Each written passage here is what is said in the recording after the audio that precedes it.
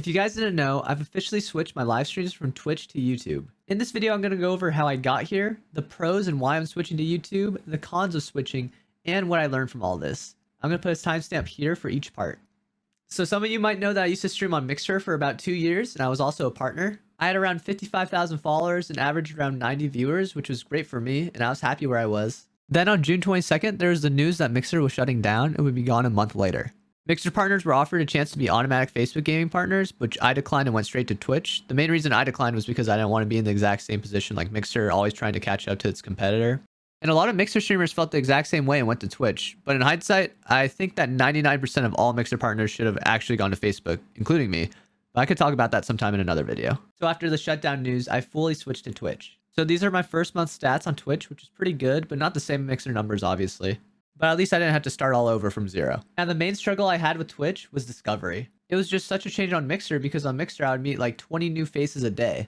But on Twitch, I probably met less than 10 people with no Mixer background in my first month streaming there. And also a big reason for this is I mainly play Fortnite, which has so many big streamers that even with 35 viewers, it's really hard to be seen in that category. Now everyone's different and has different goals, but personally, I want to be the biggest streamer or content creator I can be. So after 1 month on Twitch, I felt completely stagnant and felt like I needed to try something different. So I turned to one of my friends who's also an ex-Mixer partner and now in Luminosity Gaming named Alan Owens. At the time, he grew his TikTok to 500,000 followers and he averaged around 300 concurrent viewers on Twitch in just a couple months. Now, I don't know if he says this to all his friends, but he literally told me day one before I started my TikToks that I can have the exact same success as him on TikTok, if not bigger. So because of Alan's inspiring words and because I didn't see a bright future with Twitch, I made a really big decision. I ended up taking a 1 month break from streaming, which is the longest break I've ever taken since starting, and went all in on TikTok. There was a lot of people sad that I took a huge break, and I ended up making this tweet.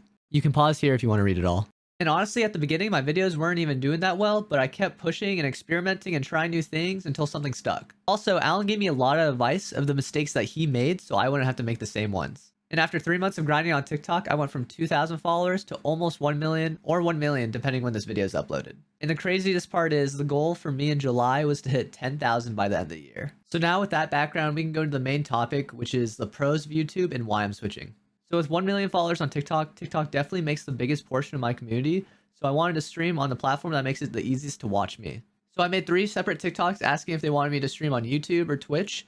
And it was always YouTube by a mile. Another huge advantage is following my live isn't just following my live. It's following my offline YouTube content as well. And now I've seen the power of offline content with TikTok. Sometimes I'll get thousands and thousands of followers offline.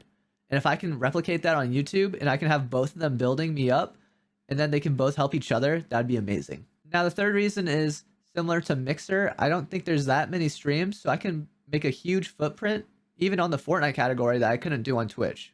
Now I'm going to talk about the cons of switching to YouTube. So with a new platform comes a new learning curve for a lot of things. Like I have to learn how to make thumbnails. I have to learn how to use my new chatbot, using tags and keywords, which are like hashtags on Instagram.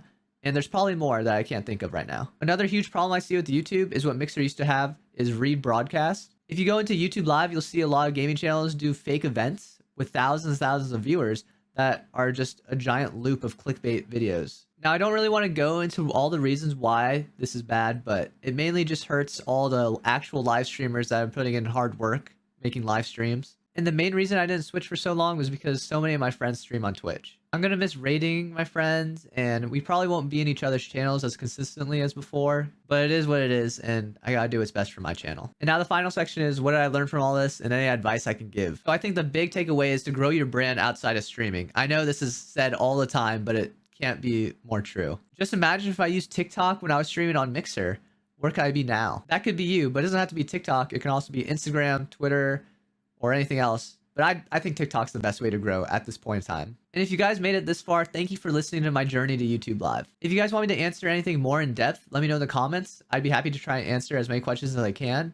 And thank you again for watching.